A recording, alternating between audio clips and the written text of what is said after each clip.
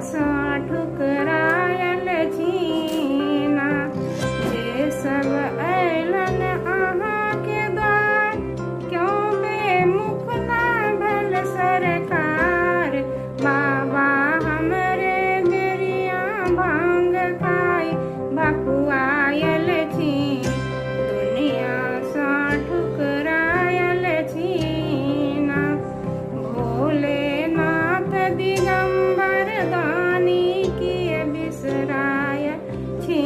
दुनिया सा ठुकरायल छीना।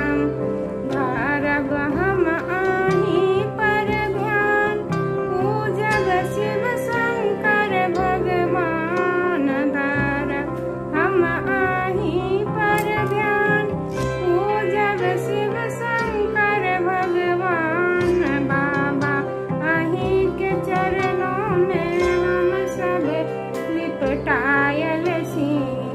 दुनिया सा ठुकरायल छीना। भोलेनाथ दिगंबर दानी किए बिसरायल छी। दुनिया सा ठुकरायल छीना।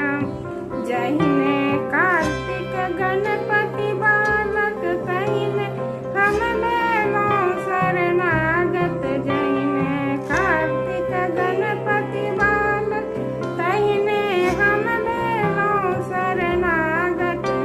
बाबा